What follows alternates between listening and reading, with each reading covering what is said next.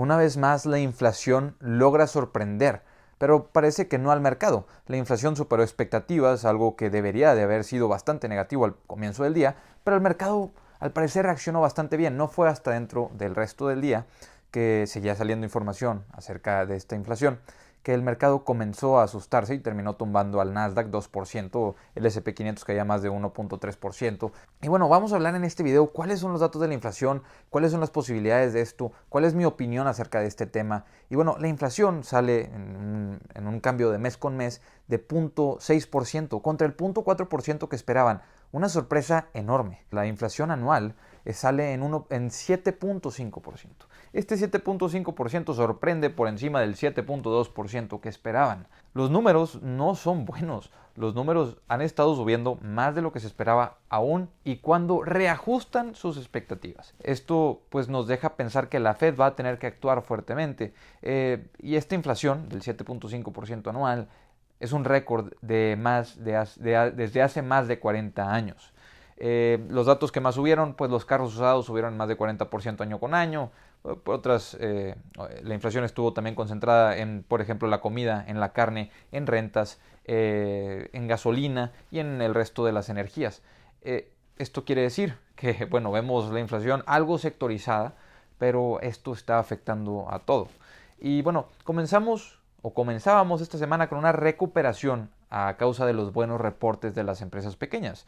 Empezaba a subir el mercado, las empresas pequeñas empezaban a reportar buenos números. No solo eso, las expectativas futuras de las empresas pequeñas eran o son que las cadenas de suministro van a ir mejorando en lo que va del año, pudiendo permitir crecimiento para las industrias, lo cual alentaba al mercado o emocionaba a ciertos inversionistas que habían tenido miedo y que habían decidido salirse del mercado anteriormente. Pero la inflación que se publica fuerza a la Fed a subir las tasas de interés. La Fed ya espera subir 3 veces las tasas de interés. Lo normal sería que suban las tasas de entre un 0.25% a un 0.50% cada una de estas veces, pero aquí viene una de las cosas que parece ser buena, y es que los analistas y los bancos comienzan a decir que ellos esperan más subidas de tasas. Ellos no esperan que haya 3 subidas en este año, ellos esperan que en realidad haya de entre 3 y 7 o hasta 11, según un analista de Bank of America, 11 subidas de tasas en este año. Y hablar de estas subidas de tasas, de 11 veces que suban la tasa de interés, pues nos habla del miedo de que la inflación pues, sí sobrepase ese 10%, de que veamos lo que no se esperaba ver, lo que nunca se pensó ver para estas fechas, que ya se pensaba que iba a comenzar a corregir la inflación, pero inflación del más del 10%. Y en estos momentos, pues gente como Michael Burry, pues se puede ver algo brillante. Veremos qué sucede con esto, veremos cómo es que en marzo suben la tasa de interés, porque en marzo va a ser la primera subida de tasas, que es la expectativa, y vamos a ver si es de 0.25% o de 0.50%, y si en esa junta nos dicen que va a haber más de 3 subidas, si tienen razón los bancos que dicen que va a haber entre 7 o hasta 11. Por otra parte, hay que mencionar que las cadenas de suministro están limitando la posible subida de tasas al ritmo que algunos analistas esperan, porque la cadena de suministros es lo que está llevándonos a tener inflación en tantos productos. Hay poca producción o hay una producción menor a la que hay demanda o a la que hay aumento en la demanda, por lo cual la inflación sigue subiendo. Y subir las tasas de interés no quiere decir que vaya a haber un mayor aumento de producción. Lo que sí pudiera decir es que haya menor inversión que va a perjudicar el aumento de producción de estos bienes a futuro. Ya tocaremos este tema un poquito más adelante, pero el punto es que yo veo 3 premisas que se me hacen en general las 3 algo positivas. Y es que con tantos bancos y tantos analistas diciendo que van a venir más de 3 subidas de tasas, pues yo considero, o pues en mi opinión, hay una posibilidad de que el mercado ya esté descontando esas subidas de tasas por encima de las 3 veces. Por otra parte, las limitaciones de la Fed por la cadena de suministros pues permiten que el mercado esté algo más tranquilo, que esté consciente de que la Fed no puede ser tan agresiva como quisieran a causa de que necesitan incentivar que siga habiendo inversión para producción a futuro. Y la tercera es que la subida de tasas pudiera hasta ser bienvenida, dicen algunos analistas. Obviamente es muy debatible, pero la subida de tasas con inflaciones del 7.5% y que no sabemos si va a seguir aumentando, pues podría ser algo bien visto. Y si volteamos a ver al pasado, que ya hemos tocado este tema anteriormente, pues las acciones en periodos de subidas de tasas normalmente o la mayoría del tiempo suben. En lo que va el periodo de subida de tasas, que puede durar de entre un año hasta 2, 3 años esas subidas de tasas. Y el promedio de las subidas son de 3.9%. En lo que van subiendo las tasas, el promedio desde 1954 ha sido que las acciones terminen subiendo en ese periodo de subida de tasas de un 3.9%. De los 12 periodos de subidas de tasas que hubo desde 1954, únicamente en 3 de ellos la cotización de las acciones terminó en negativo el periodo, por lo cual pues podríamos ver que una subida de tasas saludable pudiese ser bienvenida por los inversionistas porque ya se ha descontado parte del impacto negativo que pudiera tener. Tenemos la duda, tenemos la duda, me refiero a Wall Street, tiene la duda, el mercado, todos como inversionistas tenemos la duda de si la inflación va a poder corregirse con naturalidad mientras esta cadena de producción vaya aumentando, porque sigue habiendo muchísimo dinero en Estados Unidos. Nos lo dicen los que manejan los fondos de inversión. Ellos siguen invirtiendo, ellos siguen comprando las caídas porque dicen, hay mucho dinero en el mercado, hay que ponerlo a trabajar. Por otra parte, lo que a mí me deja positivo son las cadenas de suministros.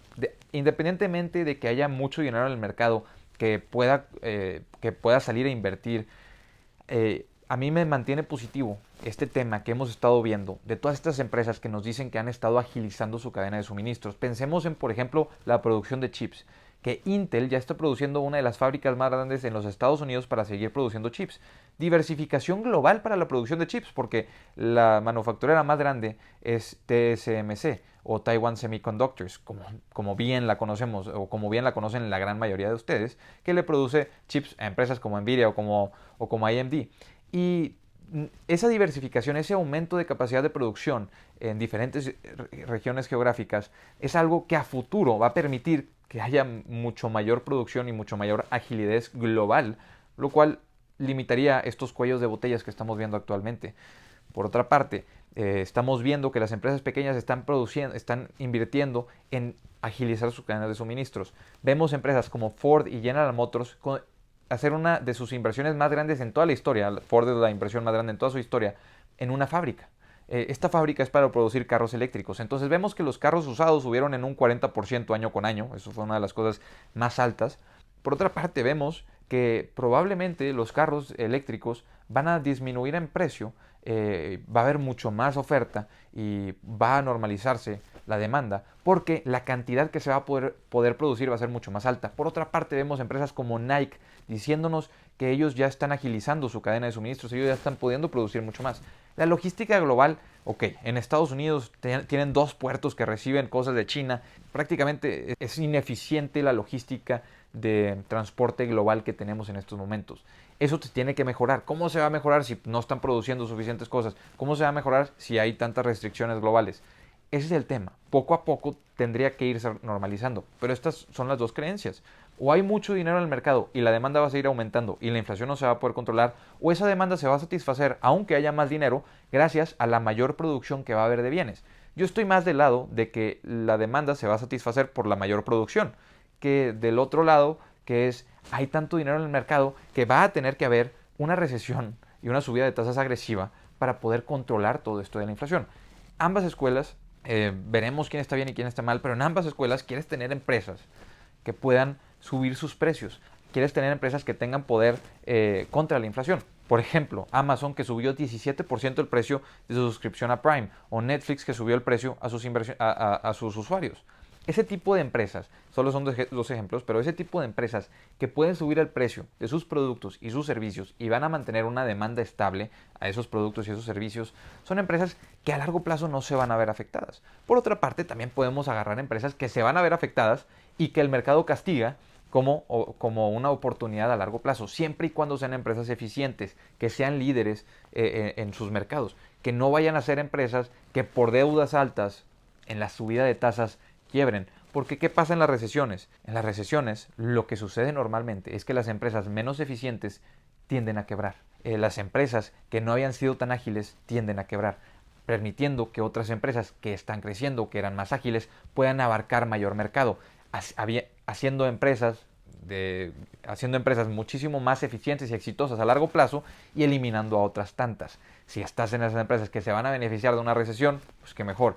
Pero habría que revisar simplemente cuáles son las empresas en las que no quisieras estar en este escenario negativo. Y por otra parte, lo único que podemos hacer como inversionistas sería mantenernos al tanto de qué es lo que está sucediendo, de por dónde se están viendo afectadas las cadenas de suministros y por dónde es que está maniobrando la Fed con estas próximas juntas. Inversionistas, hasta aquí les dejo este video hablando de este tema tan sonado que es la inflación y bueno, tan alarmante que pues es lo que es para el mercado. Ya saben, les dejo el grupo de Facebook en la descripción por si se quieren unir, el Instagram, el Twitter por si me quieren ir a seguir. Nos vemos a la siguiente. Hasta luego.